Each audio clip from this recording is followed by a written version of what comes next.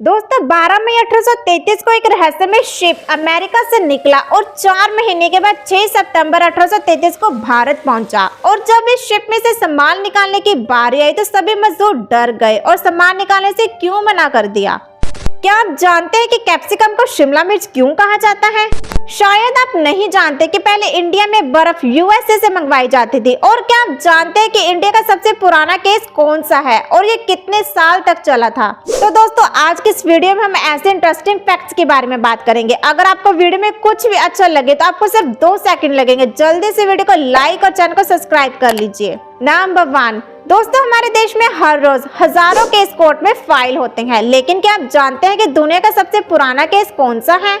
National judiciary के data के अनुसार सबसे पुराना केस बहरामपुर बैंक केस है, जो 1951 से चल रहा था और अब जाकर जनवरी 2023 को खत्म हुआ। और जिस जज ने इस केस का फैसला किया वो खुद इस केस के 10 साल बाद पैदा हुआ था।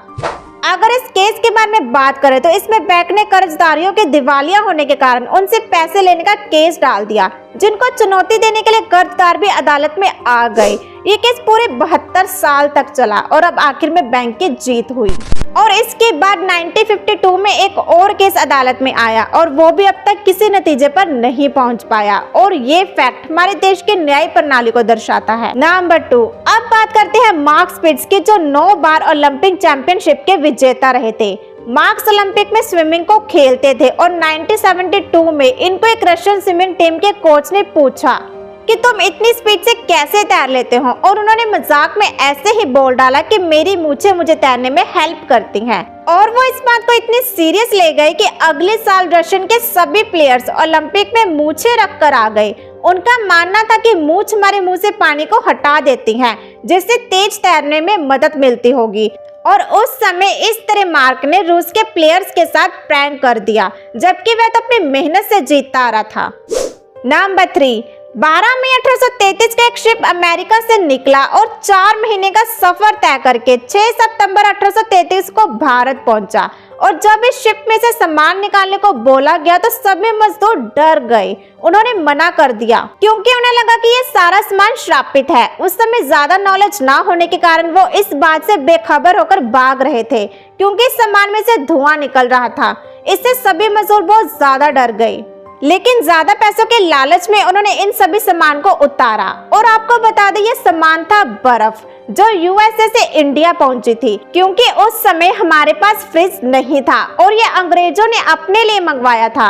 और इसकी जिम्मेदारी फ्रेडरिक ट्रूडो को दी गई थी और उसके लिए बर्फ को पिघलने से बचाना बहुत बड़ी मुश्किल थी। आपको बता दें कि उस समय यूएसए नजदीकी के देशों में बर्फ तो आम भेजी जाती थी, लेकिन इंडिया जितनी दूर ये पहली बार भेजी जा रही थी। उस वक्त बर्फ को पिघलने से बचाने के लिए फूस का इस्तेमाल किया जाता था, लेकिन इंडिया को बर्फ के लिए किसी और आइसोलेटर की जरूरत थी। लेकिन उस समय वो आइसोलेटर लकड़ी का बारूद बना।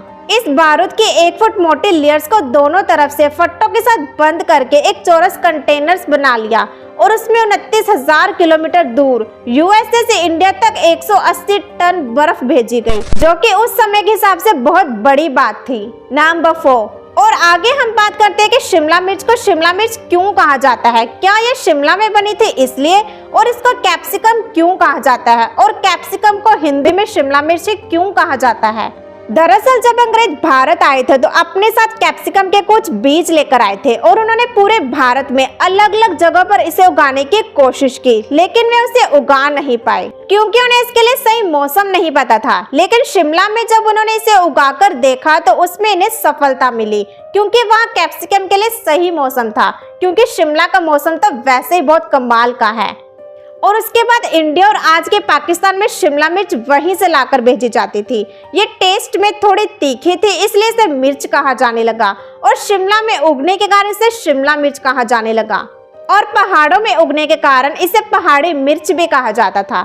लेकिन बाद में साइंटिस्ट ने इसके बीजों को रिसर्च कर इसे इंडिया में बहुत सी जगहों पर उगा दिया और ये आज बहुत सी जगहों पर उगाई जा सकती हैं, लेकिन उस समय ये स्पेशल शिमला में ही उगाई जाती थी।